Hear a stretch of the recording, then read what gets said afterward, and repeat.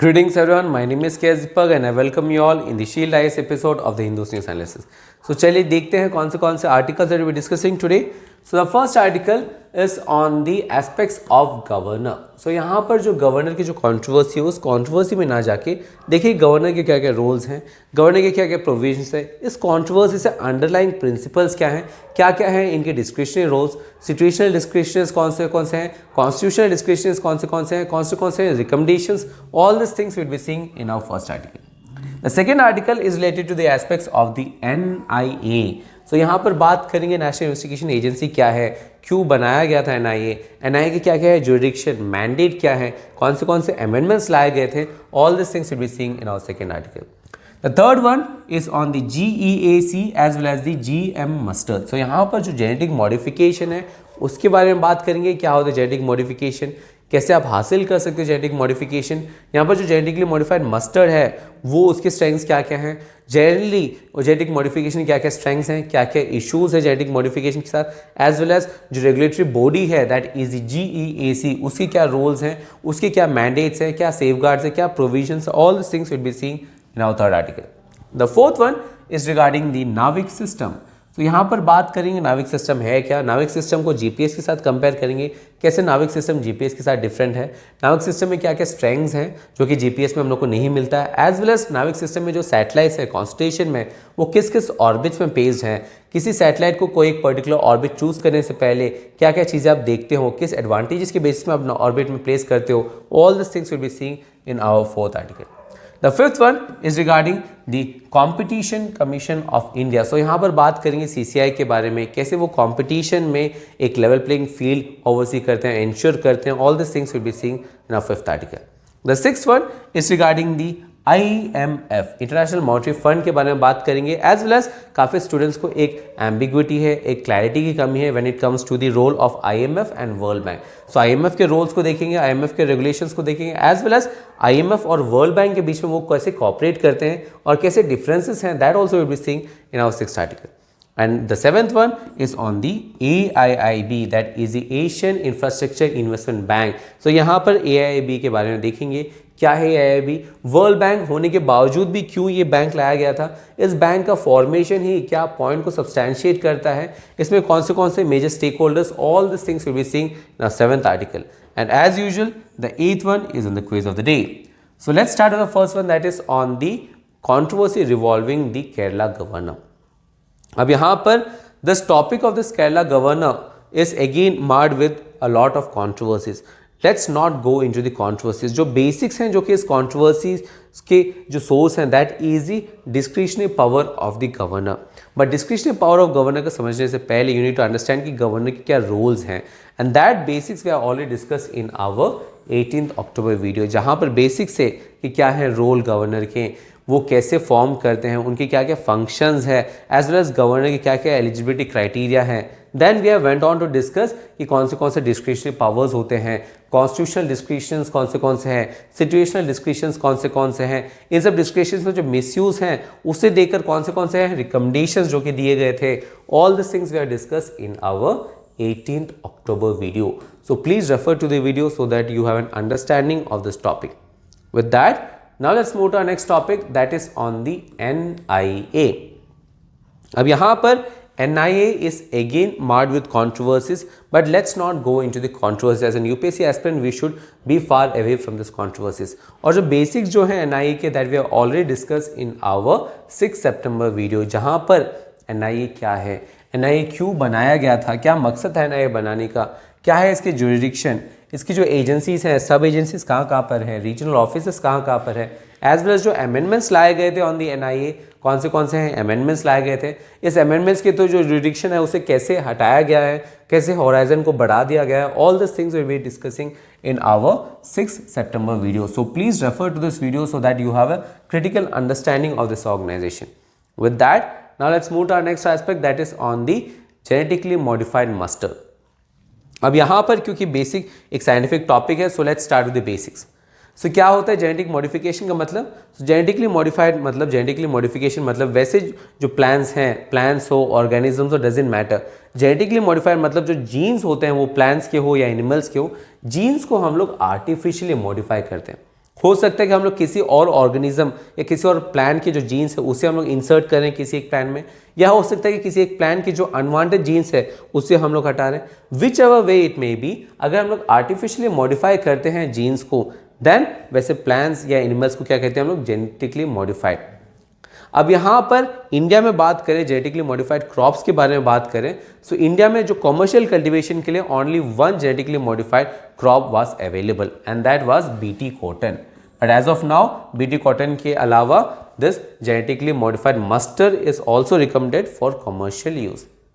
अब बात करते हैं what is this genetically modified mustard. अब जेनेटिकली मॉडिफाइड मस्टर्ड का जो साइंटिफिक नेम है that is the Dhara mustard hybrid 11, that is DMH11। अब यहाँ पर धारा मस्टर्ड हाइब्रिड जो है this is an indigenous develop, वो इंडिया में वो डेवलप किए गए and they are a transgenic mustard. Transgenic का मतलब क्या होता है, सब ट्रांसजेनिक वैसे प्लांट्स को कहते हैं जहां पर हम लोग क्या कर रहे हैं, हम लोग वन और मोर जीन्स को फ्रॉम एन अनदर स्पीसीज हम लोग इनकलकेट कर रहे हैं। किसी और स्पीसीज के एक या दो जीन्स को उठा के अगर हम लोग किसी एक प्लांट में डालें और उसके बेसिस पर जो प्लांट्स आते हैं उसे हम लोग क्या कहते हैं, उसे ट्रांसजेनिक प्लांट्स कहते हैं। एंड दिस धारा mustard hybrid is a transgenic mustard जो कि हम लोग इंडिजिनियसली डेवलप कर रहे हैं। एंड ये कौन डेवलप किया था, this was developed by the centre for genetic manipulation of crop plants at the Delhi university. अब यहाँ पर जो जीन्स हैं जो कि हम लोगों ने बाकी ऑर्गेनिजम्स या प्लांट्स से लिए हैं, so basically there are two alien genes here, there is the barnase and barstar. और बार्नेस एंड बास्टर को हम लोग ने बाकी organisms as well as plants से लिए हैं और उसे आइसोलेट करके हमने अपने मस्टर्ड में डाला है। And that is how we are brought in, we have made the Dhara mustard hybrid DMH11। अब बात करते हैं क्या क्या है इसके एडवांटेजेस और disadvantages. So let's start with the advantages. Genetically modified की जो first basic advantage is that it would be increasing yield.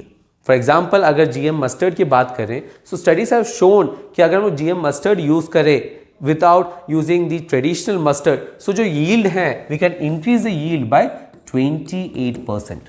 So that is the first point here.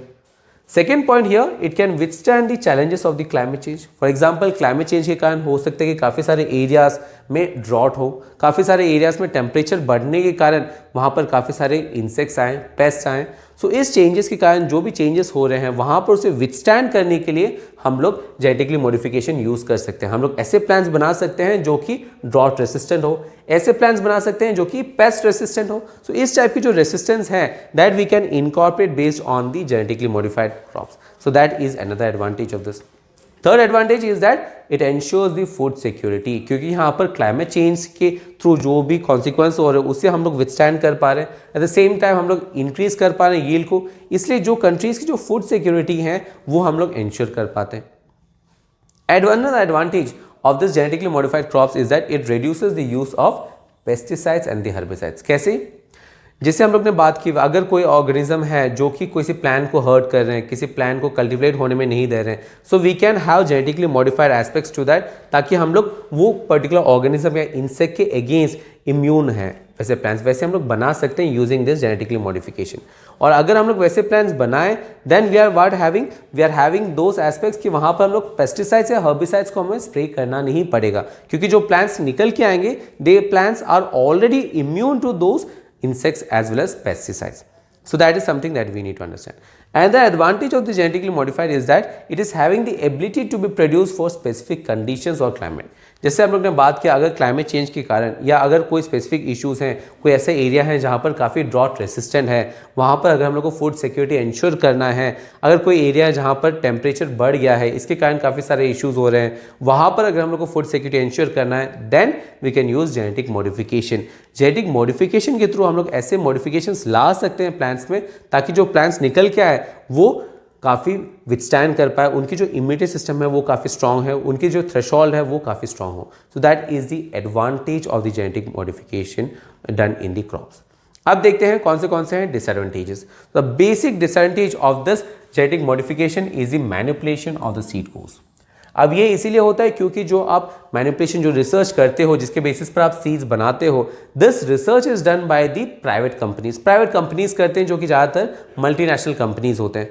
और multinational companies because of the monopoly जो कि किसी एक multinational company के पास होगा, कोई लाइसेंस कोई कंट्री में होगा किसी एक पर्टिकुलर सीट को लेके, सो इस मोनोपोली को वो ओवर यूज करके, उसे कहीं ना कहीं मिसयूज करके वो क्या करते हैं, वो मैनिपुलेट करते हैं सीड कोस्ट को। वो सीड कोस्ट बढ़ा सकते हैं, कम कर सकते हैं, जिसे हम लोग कहते हैं प्रीडेटरी प्राइसिंग, वो कर सकते हैं ताकि कोई नया जो प्लेयर है वो मार्केट में ना आए। सो that is the first issue here. Second issue here इसकी, ये वैसे सीड्स बनाते हैं जो कि रीप्लांट नहीं कर सकते क्योंकि they are private entities. Private entities का basic feature is profit, they are profit minded nature, और इस प्रॉफिट को चाहने के लिए वो क्या करते हैं, वो ऐसे सीड्स बनाते हैं जो कि आप रीप्लांट नहीं कर सकते। सो फार्मर्स के पास कोई पावर्स नहीं है, they are going into the hands of the MNC players. Another disadvantage of the genetic modification is that they can decrease the species diversity, क्योंकि हम लोग यहाँ पर ट्रांसजेनिक प्लांट्स बना रहे हैं, काफ़ी सारे जीन्स को हम लोग मिक्सअप कर रहे हैं, तो जो स्पीसीज डाइवर्सिटी है वो हम लोग कम कर रहे हैं।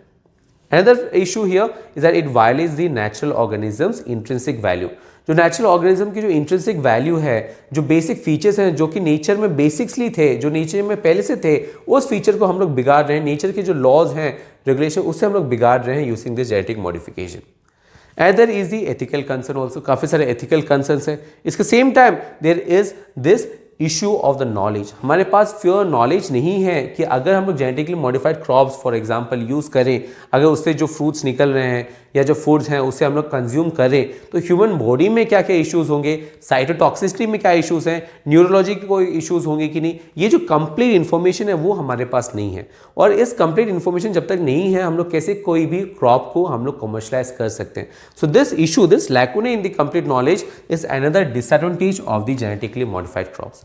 विद दैट अब देखते हैं कौन से ऑर्गेनाइजेशन है that is regulating the issue of genetic modified crops. अगर हम लोग कमर्शलाइजेशन की बात करें कोई भी जेनेटिकली मॉडिफाइड क्रॉप्स की, so there is an committee which is regulating those aspects, and that committee is known as the Genetic Engineering Appraisal Committee. अब ये जो GEAC है, it is a statutory body, that means it is brought formed by the Act of the Parliament, and this is under the Environment Protection Act of 1986. अब यहाँ पर GEAC जो that is the Genetic Engineering Appraisal Committee, इससे पहले at the time of the formation it was known as the Genetic Engineering Approval Committee, और इसे rename कर दिया गया था as an Appraisal Committee in the year 2010. It functions under the Ministry of, as I told, Ministry of Environment, Forest and Climate Change. और इसका मकसद क्या है? The body regulates the use, manufacture, storage, import and export of hazardous microorganisms or genetically engineered organisms and cells in India. अब बात करते हैं इसमें कौन से हैं चेयर्स या स्ट्रक्चर क्या है। सो क्योंकि it is multi dimensional in views, so यहाँ पर one chair of this body is coming out of the ministry of environment, forest and climate chair. वहाँ के जो एडिशनल सेक्रेटरी होते हैं या जो स्पेशल सेक्रेटरी होते हैं वो एक चेयर होते हैं इस कमेटी के। दूसरा जो चेयर होता है they are coming from the department of biotechnology, और इन चेयर्स के साथ there are 22 other members. So all together 24 members होते हैं इस कमेटी में, और वो हर महीने बैठते हैं और वो डिस्कस करते हैं। अब क्या डिस्कस करते हैं? So let's see the functions of this committee. The first function of this committee is the appraisal of the activities that involve with large scale use of hazardous microbes and recombinants in research and the industrial production. That is the first function here. Second function here is that the GEAC also assesses the proposals, कैसे proposals regarding the release of the genetically engineered products and organisms in the environment. So अगर कोई environment में कोई भी आपको products भेजना है जो कि genetically engineered हो, so उसमें वैसे जो proposals हैं उसे कौन assess करता है? GEAC. Another function here is that this body also looks into proposals regarding the use of living modified organisms. Now the catch here is कि ये सब लिविंग मॉडिफाइड ऑर्गेनिजम्स के यूज़ को नहीं देखते हैं। ये सिर्फ और सिर्फ वैसे लिविंग मॉडिफाइड ऑर्गेनिजम्स जिसका जो रिस्क है they are in the risk category 3 या रिस्क कैटेगरी 3 से ज़्यादा जो कैटेगरीज हैं उनमें अगर मेंशन है, देन ओनली वैसे ऑर्गेनिजम्स के जो यूसेज हैं उसे ही कौन देखते हैं? GEAC. इसके साथ साथ अगर इस जो फंक्शंस है इसे यूज़ करने के लिए they also need to have an punitive action, coercive action के पास भी पावर्स होने चाहिए। सो इसीलिए GEAC के पास they are having the power to take punitive action against the body और any individual with respect to the mandates that we have just discuss. इसके साथ साथ इस कमेटी के पास जो काम है, द बेसिक फीचर जिसके बेसिस पर आज न्यूज़पेपर में इसका जिक्र किया गया, that is that the approval of GEAC is mandatory before genetically modified organisms and products derived from them are used commercially. So commercial use में जाने से पहले इनकी जो सजेशंस है, इनकी जो अप्रूवल है वो मैंडेटरी है और इसी के बेसिस पर ही जेनेटिकली मॉडिफाइड जो मस्टर्ड है उसका भी डिसीजन कहाँ से आ रहा है, GEACA से आ रहा है. With that clarity of this topic, now let's move to our next aspect, that is on the NAVIC system. अब यहाँ पर बात करते हैं नाविक सिस्टम के ऊपर. Now since नाविक system is very important, we have already discussed this topic in great details in our 27 September video, जहाँ पर we have discussed कि नाविक सिस्टम होता क्या है, कैसे नाविक सिस्टम जीपीएस से रिलेटेड है, एज वेल एज नाविक सिस्टम में जो कॉन्स्टलेशन में जो सैटेलाइट्स हैं वो किस किस ऑर्बिट्स में हैं. ऑर्बिट्स हिसाब से हम लोग सैटेलाइट्स को वी हैव डिस्कस कि कौन से ऑर्बिट में कैसे सैटेलाइट्स को डालते हैं, किस सैटेलाइट्स को डालते हैं, अगर किसी स्पेसिफिक ऑर्बिट्स में हम लोग कोई सैटेलाइट में डालते हैं तो क्या क्या एप्लीकेशंस हो सकते हैं. All this things we have discuss in our 27 September video itself. So please refer to the video so that you have a very good understanding of this technical aspects. With that, now let's move to our next aspect, that is on the Competition Commission of India. So यहाँ पर बात करते हैं CCI के ऊपर. अब जो CCI है it is again very crucial, very important और काफ़ी टाइम से न्यूज़पेपर में भी कवर किए जा रहे हैं. And that is why we have also covered this topic in our 21st October video, जहाँ पर CCI है क्या, कैसे फॉर्म किया गया था, कैसे CCI जो है कंपटीशन को मेक श्योर करता है कि वो फेयर हो, एक लेवल प्लेइंग फील्ड कैसे इंश्योर करता है, that we are discuss in our 21st October video itself. So please refer to the video so that you have an understanding of this topic. With that now let's move to our next aspect, that is on the IMF. अब यहाँ पर जो IMF है it is very important from Indian economic perspective और इसलिए we have already discuss this topic in great details in our 2 September video, जहाँ पर IMF कैसे बना था, क्यों बना था, एज ऑफ नाउ कितने मेंबर्स हैं, हेडक्वार्टर्स कहाँ पर है, एज वेल एज जो काफ़ी स्टूडेंट्स में जो इशू रहता है कि IMF और वर्ल्ड बैंक कैसे अलग हैं, IMF वर्ल्ड बैंक में कैसे कैसे मैंडेट्स हैं, कब कॉपरेट करते हैं, कैसे नुआंसेस में कैसे डाइवर्जेंट व्यूज रखते हैं. All this things we have already discuss in our 2 September video itself. So please refer to this video so that you have an understanding of IMF as well as how it is related to the World Bank that we have discussed here, and that is very important. With that, now let's move to our next article, that is on the Asian Infrastructure Investment Bank. अब यहाँ पर जो Asian infrastructure investment bank है it is very important from international relations perspective और इसीलिए we have already discuss this topic in great details in our 31 August video, जहाँ पर we have discuss कि AIIB क्या है, कैसे फॉर्म हुआ था AIIB, वर्ल्ड बैंक होने के बावजूद भी हम लोग ने क्यों AIIB लाया, as well as AIIB's formation is a significance of what fact, that also we have discussed in our 31st October video. So please refer to this video so that you have an understanding of this topic. With that, now let's move to our next aspect, that is the quiz of the day. The first question is regarding the social cost of the carbon. The second question is regarding the exposure or the aspects related to the benzene pollution. अब both these questions are previous year questions, so in questions को attempt करें और इन questions के जो answers हैं along with the explanations is provided to you in the form of PDF, जिसका जो link है वो आपको वीडियो के डिस्क्रिप्शन में मिल जाएगा, as well as जो PPT है जिसके ऊपर एनालिसिस किया, that also in the form of PDF you would get a link in the video's description. So I hope today's analysis was beneficial for you guys. We'll be working hard for you guys, but at the same time work hard, study hard, but most importantly stay safe. We'll be doing the same for you guys. See you tomorrow.